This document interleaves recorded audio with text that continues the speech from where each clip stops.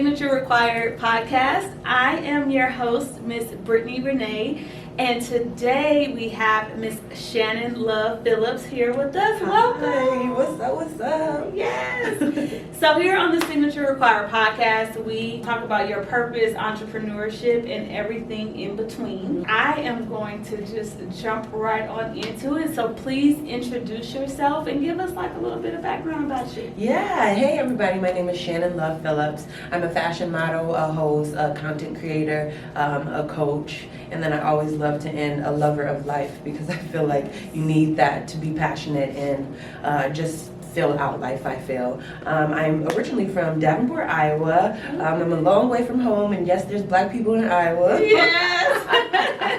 I didn't know that. I know, right? There's a lot of us there, actually. And on top of that, there's like, when I grew up with the people I did, there's a whole creative kind of outlet there. Oh, nice. And we all are doing extraordinary things, all as little black kids from Iowa. So it's kind of really dope. That's amazing. Yeah, I started off in dance. That was my kind of go-to. I didn't really like to talk when I was younger. I would just like to move. And I was like, I can just move through dance and I really don't have to be before people speaking. And crazy how I ended up today, speaking before people. And coaching. Hello?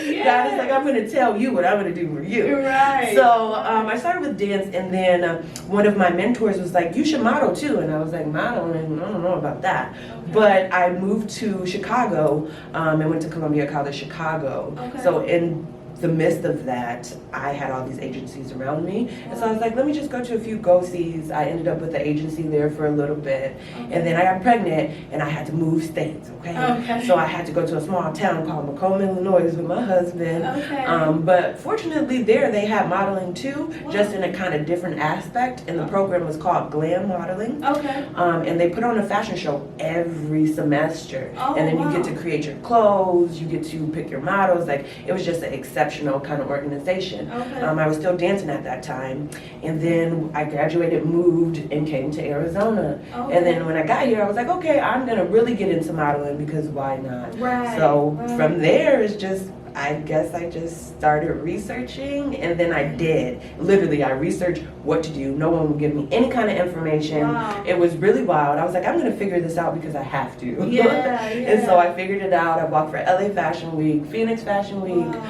went home and modeled for Chicago Fashion Week. I've been booked all over the place, been published a whole lot.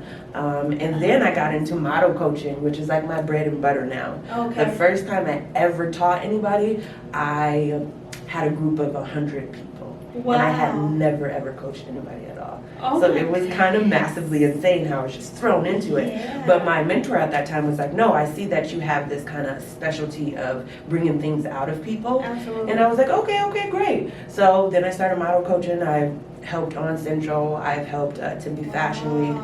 Now I'm part of Arizona Fashion Week. I've helped smaller producers as well. So, yeah. Oh, exciting, which leads to the topic. Yeah. Right? So when the student becomes the master, modeling edition. So exactly. I love the name. Yes. And so you touched on starting in dance and then going into fashion and then just kind of growing and then being thrown into coaching 100 students. So that's amazing, but our biggest teacher, I think, is experience, right? Yeah. So I think that you were well equipped when you went out there to do that coaching course. But let's get into that. Like, how was your transition from dance into just modeling? What were some of those barriers?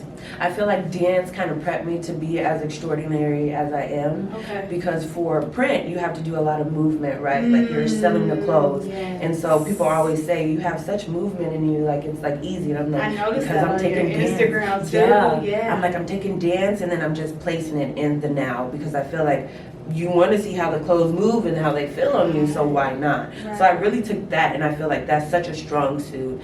And even for coaching, I'm like, because I understand bodies, and I choreograph too, and I made beautiful pieces on like 20 bodies, like, so I really understand the human body too, and we have to take anatomy and all these things. Right. And so I'm like, when it comes to coaching, I literally can see your body, see what you're struggling with like inside, and then help you be what everybody else wants you to be, essentially. That's truly a gift. It is. And especially when you recognize it in that form of art, right? Yeah. Because like even, I'm no model. But you're gorgeous. Thank you. She could be. Thank you. I got long legs. Yes. Illusion. I got a short torso. Another story. But Yes. just kind of, learning, like you said, with dance, and then how it just really flows with modeling and, that type of thing. I think that's something so important for someone to recognize, and that's a gift that that you're like walking in your purpose. Hello. Because you're putting all of that together. Okay, walk in your purpose. Yeah. I was just telling someone, I'm like, all the steps I feel like in all my experience is leading me up to these moments. And I was just saying, like, now I used to be so like shy and be like, well, I do this and this, and I'm like, my experience allows me to be this now. Right. Okay. That's I was right. like, I've been in the trenches. Yes, people don't understand They that. don't. They don't. I was like, I didn't just pop up and like I'm this person. I was like, it took work, a lot of work. Yeah, absolutely. Well, congratulations on your Runway 101. Thank you. Yes. Who or what motivated you to do that? Woo! What motivated me to do that? So basically, how do I politely say this? I was under other people, other productions, other sites, other schools, other things like that. And there was this sense of they had to control me. And I didn't like that. And so I had to get out of that setting. And then I was like, okay, I need to just do my own thing. Like, I've been helping everybody for all these years, giving all my ideas, giving all my bread and butter when that bread and butter was meant for you. Absolutely. Like, sometimes God gives you a vision Yeah. and he's like, people aren't understanding because it was meant for you to see and for you to, complete it. And so I feel like this is my year. Is that testimony of being like, I was with people, those people dampened me, and then I stepped out like, okay, I'm ready. And then when I stepped out, I had so many people around me being like, you do this, like it's so natural for you. And so then I just put everything together. All my help started coming in. People were like, I'll help you with this, I'll be there for this, I'll do this. And I was like, wow, I feel like it was destined. It was like, when you obey and just step into your light, things will fall in place. Absolutely. So it's super beautiful to help and to see how many people actually want the help, and to see a lot of Black people. Like, seriously, my first 2 workshops, I've only done 2, but at least 80% has been Black. And for me in this state, that's big. That's big. It's huge. Yeah. Wow. So I feel like it was a thing that was needed, and so I'm like, I'm happy to provide that voice. Yeah, and your gifts will make room for you. So Yeah, like you truly. said, when you just stepped out and then all these doors just opened and everything. I was like, ordained, okay. Yeah, this is where you're supposed to be. Yes. Yes, where did you pull your inspo or, your looks and all that stuff? Because you mentioned that you didn't have help, right? And then to be able to offer that help now. So where did you get that inspiration? So first, I would shout out America's Next Top Model, even though it's toxic when you watch it now. Sometimes I'm looking at it and I'm like, I can't believe they allowed that on TV, but whatever. So I pulled from America's Next Top Model some of their challenges, and then from my experience. And so with that and kind of figuring out what I would want if I was taking a workshop is how I compiled everything. And so with my workshop for Runway 101 specifically, I feel like the whole bread and butter is you get to walk in a runway show styled by local designers, immediately apply with what you learned, and then there's a networking aspect where I put all these great people from the industry in a room, and then I'm like, not telling anyone who you are, you have to go up and talk and network and maybe get a job and maybe book yourself. And so I feel like all of that is kind of extraordinary. I teach you, I coach you, I put you in a live setting, and then I let my friends come in and be like, hi, get them some jobs. And so I feel like it's like really inspiring in total. And it took me a while to kind of niche down and like be like, okay, this is what I think that it will be.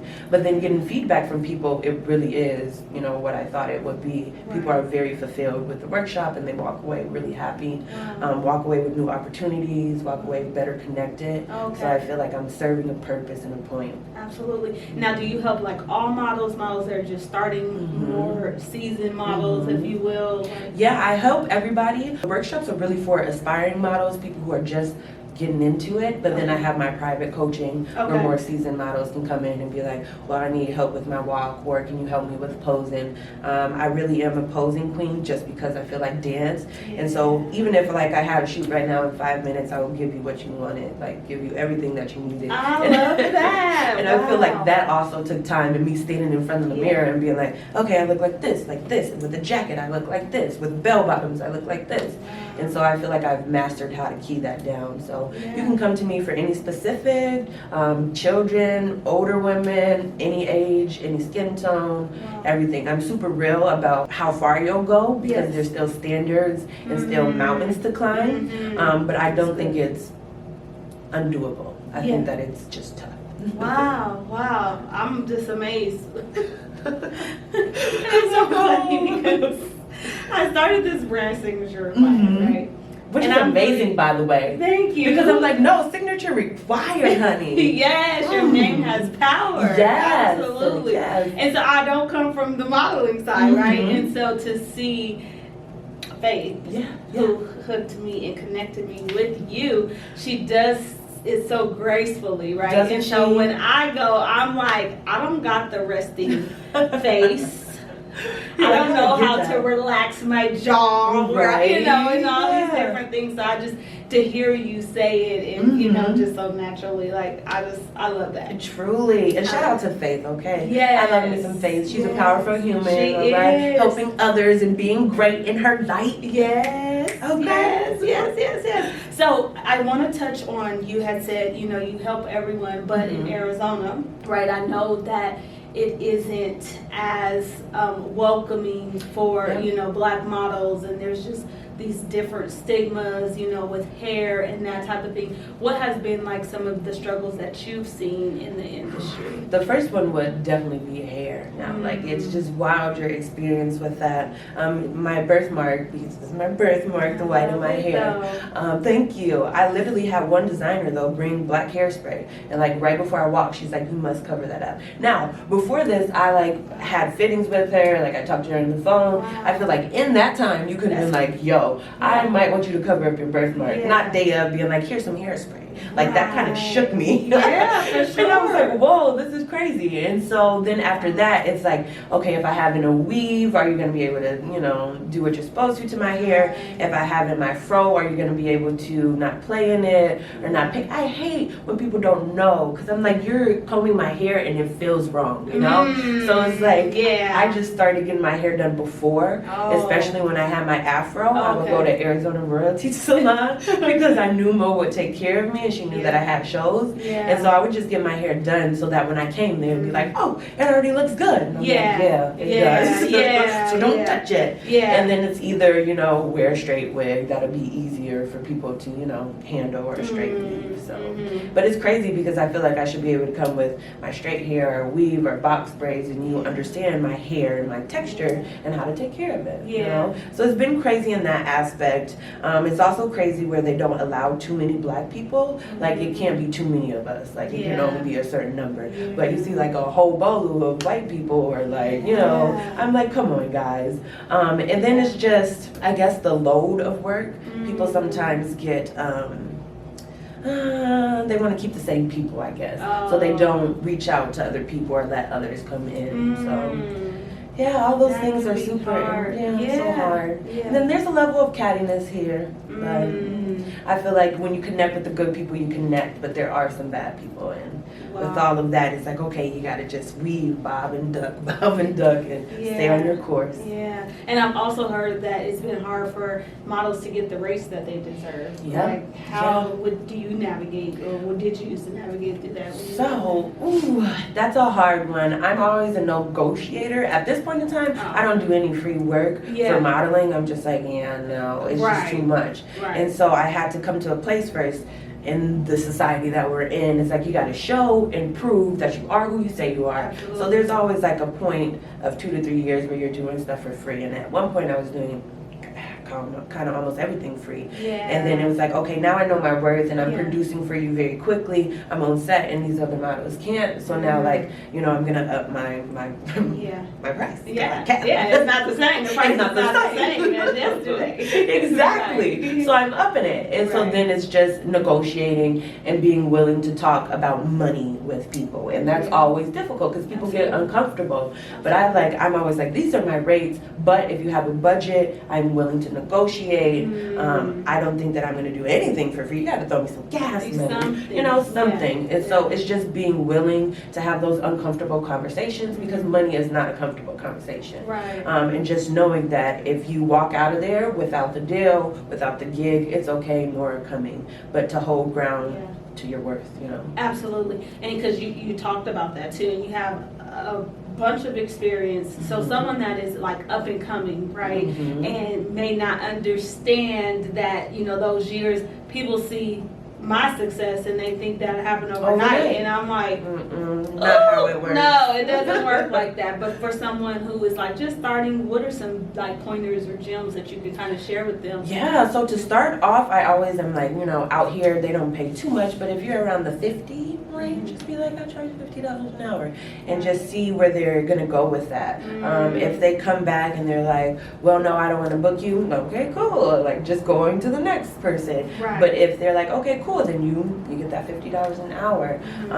Just research and see if other people are getting paid along that line, and then just see if the brand is, you know, deserving of your work. I feel like people who have high quality work understand that, you know, that's not for cheap, and so then they have a budget. Yes. So it's really researching the clients that you want to take on and making sure they are for you and that you line up with the same beliefs. Oh, that's good. Researching the client. You have to. Yeah. So many people go into things blindly, and I'm like, bro, you did not research? Like, that's beyond me. Right. I'm like, you Right. have to, just for your, you know, your sanity. Right. And be like, okay, this is what they are, or this is the image they're representing, so that you can walk in feeling like you know something. Yeah, yeah, absolutely. And you already kind of talked about like some of those challenges, like with hair. Have you ever faced any challenges like with makeup artists not really being well, you know, versed How in? could I forget about that? Yes. So really what Black people do, any minority really, is you're going to go sit down with the person who you know is Black or can do shades. But it took me like a lot of experience to even figure that out. Like when I first started, I would just go to anybody because, you know, I'm thinking you understand shades because it's just shades, you know? But I've come out a few times pale. I've come out a few times with things being really wrong. And I'm not the person to like go and change my makeup, but I would like go to the bathroom and take a second. Like, you know, because people are going to see me on the runway, and this is now me trying to present myself in your brand, and now I feel a little bit off. So I feel like, you know, you got to change your mindset around that. But after I learned that, you know, not everybody is talented and crafted and understands shades, then you get real logical, and you're like, I'm going to sit with the people who I know, you know, can understand shades and can do my face, so that I step out my most confident self. And it's crazy because if you go backstage, you can definitely see the Black girls will wait. They will literally wait for somebody, and you can just see like everybody is like Black in their chair, Black, and I'm like, oh. And that makes me so angry because I feel like that's up to the teams. And it's just the diversity and inclusion that they don't even think about. I'm like, know? please. I'm like, if you need Black hairstylists, where do you go? A Black hair salon. You know, if you need Black anyways, the Black hair salon too, because they're gonna have those. But you gotta reach out to them too, or make sure that the white hair salons have people on deck who can do that. I feel like it's simple. It's just people are like, okay. It doesn't matter. Yeah, and I'm like, but it matters. It does. And it's a thing. Yeah, you just pointed something out, and because I'm on the modeling industry, but when you said like I'm to make sure that I walk out as my confident self, right? Like I've seen some models, and I'm like, was that supposed to be a fridge braid or what? Like, what are they doing to their head? Like, you know that in I mean at this high level luxury. You know, brands, and I'm like, that's just so disrespectful. And I don't know if they deem it art, like, oh, this looks good, but like, really? No, you know? because all the minorities in the crowd are looking like, that ain't right. Right. I'm like, you got a whole population of people who are like, yeah, no. Yeah. And it's so crazy Yeah. because Naomi Campbell like posted this thing about black hair and you know, even what models still go through on the high end level in today's age. And it's just so wild to me that they still haven't figured it out. Yeah. I'm like, hire black people. So simple, right? I just don't get it. Yeah. I wonder what is your opinion of that? Why do you think they don't? I feel like they're stuck in past times or stuck in things, ways that, you know, benefited them before. But literally the world is changing. So if you don't have diversity and inclusion, like people are going to call you out on it now. And so it's like, okay, is it going to benefit you to stay stuck in your ways, or is it going to benefit you to adapt to the world and, you know, how it's changing? And so I feel like maybe a little bit of fear is attached to that because maybe you don't know how it will go with all these other people. But it's hard for me to find excuses for them as to why you can't be logical. Well, okay. I'm like, put this all over YouTube for them to see. Listen, very straightforward and to the point, but you know, it's needed. It's needed. And I think that in the modeling industry, because we don't have enough diversity, right? And it's so unfortunate that a lot of young black women who want to model, you know, they kind of learn these stigmas that have been put out there that you have to be a certain height, or you have to be a certain weight, or you have to look a certain way, or you know, all these different things. And so that can also kind of just make you not want to do it, or kind of kill your dream and different things like that. And so what you're doing, and as you're walking in your purpose and you're creating, you know, this platform and this network of individuals where it's not like you embrace everyone, but you are able to identify the issues, right? And identify that these things need to happen. Right. And if I don't fix it, it may not get fixed. So you're definitely leading. And so I just want to give you your flowers and tell you to just keep leading. Keep leading. And you know what you're doing is amazing. So. Thank you so much. Absolutely. I really appreciate that because having seats at the table is super important. And sometimes people are like, well, you go through so much behind the scenes, or, you know, why are you a part of this organization or this? I'm like, if I don't, who is?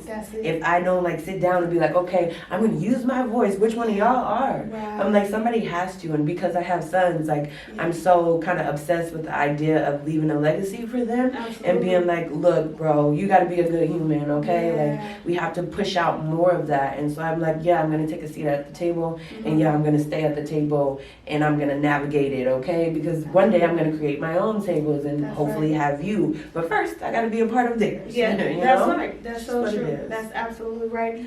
And so you talked about your kids, and you're married. How do you balance, you know, work-life balance? Work-life balance is hard. I feel like I'm always kind of stressed about, do I give enough time to everybody in the midst of everything? But I feel like I have a good balance. My husband is very supportive, and he's never like controlling or anything like that. And he's always giving me my flowers and basically telling me that I can. He's always like, he doesn't like to go out, and he doesn't like the politics of things, and he doesn't like when people treat me wrong. So he has this thing where he's like, I'm not gonna pull up because I know how you navigate things sometimes and what you have to do. Sometimes he doesn't agree with. But all that's cool. My kids, I just hope that they look up to me and be like, okay, mommy is still living her life and, you know, doing what she wants when they get older and kind of understand. Because I had my first son at 19, which is super young. And then my next, I had him at 27. And so there's like quite a gap there. But I'm like, I hope you kind of understand that everything that I'm doing is for you, and so that I can leave you with something. Ultimately, I want my own event space so that I can basically do my own thing, have my own parties, do my own workshops and all of that, and then give it to them so that they can continue that legacy and continue aiding the community. Absolutely. So yeah, being a mom is great. I have 2 boys though, they run me really wild. My youngest is like jumping off of shit now. He's just like, I'm like, you're not a ninja, you're not a superhero, bro. Like, you are a human. But they give me life. Everything that I do is for them, and that's why I work so hard, because I'm like, I gotta go home and I gotta, you know, tell them they can and like show them they can. Yeah. Do you wish that like do you plan on having a girl? So I told my husband if I wasn't pregnant before 30, then we're done. And my Okay. birthday is February 12th, and I ain't pregnant. Oh, okay. Okay. I'm like, so we're done. Couple Yes, months, a bro. couple months, but it's probably not gonna happen. That's fine. So I'm officially a boy mom. Okay. So yeah. Okay. So I'm like, shout out to my siblings, have girls. Oh, okay. Yes, yes, yes. Do you have any upcoming projects? Yeah, that so- you can tell us about? In 2023, I'm releasing something fun. I won't say what it is. Okay. But it's something extraordinary, and I feel like it's going to aid the community great. Love it. But in the midst, I'm having another Runway 101 workshop in February. Okay. I'm introducing Posing 101 in January. Ah. And then I'm going to have some networking events. I have another separate group called The Creators. Okay. I took the last 2 months off to rewind and redish and reel it in. Yeah. But it's basically a meetup group, a group for creatives to come together. I'm going to add into that a mom portion because I have so many mom friends. Yeah. And so they're dying to get out and experience things. So I have that. You can follow The Creators to keep update on that. And then just follow me on Instagram at @TheRealShannonLove. And in my bio, I have my link tree and it'll have my Eventbrite and all of those. Now on Eventbrite too, they have a new feature where you can have like basically a closet or like a thing where people can go and see all your listed events. Oh, So nice. if you research Shannon Love-Phillips on Eventbrite, Okay. it'll pull And that you up. can keep up with Exactly, all the with all events my that you events. want. And I'm like, yay, I love Eventbrite. I'm gonna keep using it. So. Yeah, Well, yeah. Well, I love that. I love everything you have. I want to be a part of the creators. Yeah, So- okay, I'll reach out to Yes, you. yes, that'll be good. That'll be so good. So, Yes. yeah, I love everything that you are doing. This is the Signature Required podcast. Yes. And so we don't let anyone leave without asking, Mhm. what is your purpose? And do you feel that you're walking in it right now? Yeah. My mission is to spread love and to aid my community in support in all the things that I've experienced. Okay. And I definitely feel as if I am walking in that mission. It took me forever to even be like, what is your mission? I'm like, it's literally to spread love. Yeah. And I made it so broad because it needs to be broad. I have so many talents and things. I'm a Yeah. mom, I'm a wife, Yes. I'm a best friend, like, Yeah. you know, I'm a coach. I have all these things, and the underlining is to just be love, spread love, and to receive love, you know. And I feel like it's so simple, but people forget. Yeah, yeah, and that's so important, especially in the times that we're living in right Exactly. now. You know, it's just love goes a long way, A long right? way. And I was having a conversation last week, Mm-hmm. and it was like, "Why are you okay with this?" And I'm like, it made me think Mm-hmm. because I just kind of thought about, oh, I want someone to have compassion and mercy for me too, right? You can't always, you know, turn a blind eye to disrespect. Hello. However, we all fall short. Yeah. And, you know, it says that love covers a multitude of sin, right? Mhm. But it's so much deeper than those words. Exactly. And so, like you said, you're a mom, a wife, you know, just to spread love. And I think Exactly. that we need more of that in the world that we live in right now. Yeah, yeah. So, amazing. Thank Amazing. you. But I know you had told everyone how they can, you know, connect with you. Is there any last things that you want to leave, or, you know, if people can kind of tap into, or? I would just say follow me on social media. People are always wondering after they like hear me do a podcast or stuff. They're like, "No, I want to be around you more." And I'm like, "You can just follow me on Instagram." Right. Because I have events and things. People are now asking me to be finders, which is basically find models, serve out work. Other people ask me to pull up with people to events and things like that. Okay. So like there's a multitude of sides to me. Okay. But the best way is to just follow me on Instagram and look at my story. I'm always kind of posting and letting you know what I'm doing there. IG right now I'm getting paid for it, so it's like kind of where I'm gonna focus all my attention. Yeah, So I can get some clicks. absolutely. Yeah. So I'm always like, go to Instagram. Yes, That's where you can find me. Yeah. But yes, the next thing though, in January there is a competition that Luxon City is having. Arizona Fashion Week had a style competition. Barrett Jackson is involved. Yes. So that's happening coming up. That is gonna start the new year. And also the Super Bowl is here, y'all. It so is. there's so many events happening. Yes. I'm connected to a lot of them. Again, just follow follow me. Okay. I'll probably have some cool stuff for people to attend. Oh, awesome. Yes, we are working on some Super Bowl stuff as I well. love it. And so we'll be in the mix of all that, but whatever we can do, anytime you have something coming up, if you want to come and share on the podcast, you're more than welcome. Just let us know. Great, yay. I want to say thank you for coming on the Signature Required podcast. Yes. This was so much fun. It was. We are getting ready to wrap up, you all. You can go grab Signature Required merch at signaturerequired.com. If you're looking for a personal development coach, BrittanyRenee.com. Yes. And my Instagram, BrittanyRenee247. And Miss Shannon, thank you for coming. Thank you for having me. It was so good. A little cheers for the girl. Cheers. Yes. Woo. And we are out. Bye.